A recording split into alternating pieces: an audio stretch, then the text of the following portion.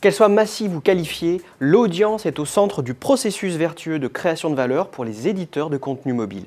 Car l'audience entraîne par effet de ricochet visibilité, référencement, valorisation des espaces publicitaires, utilisation et monétisation des données. Selon l'étude Precepta réalisée sur les éditeurs de contenu mobile, 3 leviers existent pour acquérir une audience large ou qualifiée. Les éditeurs doivent d'abord intégrer le basculement actuel vers le modèle applicatif, qui rencontre un franc succès. Mais il faut aussi savoir que les mobinautes deviennent plus sélectifs et exigeants avec les applications. Et à l'avenir, ce modèle pourrait bien aussi être concurrencé par les sites web développés en responsive design. Les éditeurs se doivent aussi de proposer des contenus réellement différenciés.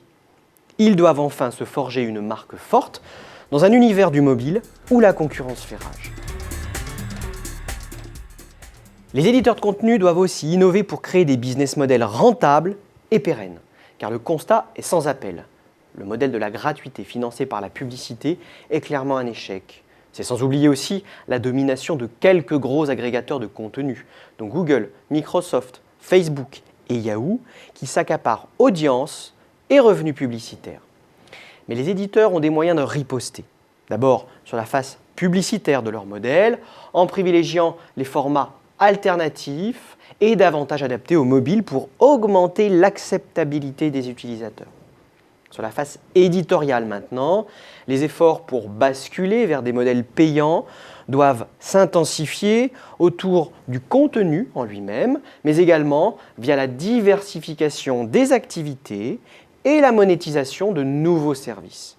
Toutefois, il est difficile d'imaginer que tous les éditeurs migrent intégralement vers le payant dans l'écosystème mobile. Le risque est trop grand qu'un acteur ne joue pas le jeu et opte pour le gratuit afin de récupérer une partie de l'audience. La solution serait donc plutôt la voie intermédiaire, c'est-à-dire le modèle freemium. En tout état de cause, il est crucial pour les éditeurs de rehausser la désirabilité de leur offre afin de se forger un véritable pouvoir de marché.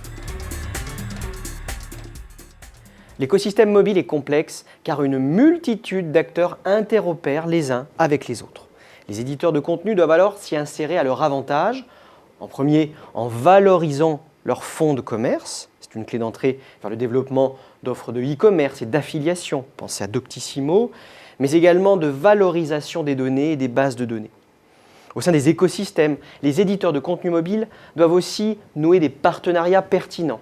Car il faut bien se rendre à l'évidence, ils n'ont pas les moyens d'affronter seuls les ténors de l'univers du mobile, comme Google, Microsoft ou Apple. S'insérer dans des écosystèmes suppose aussi des efforts en matière de co-création. D'abord avec les clients finaux, pour proposer une offre affinée et plus pertinente, ensuite avec les partenaires, pour mutualiser les compétences et les coûts.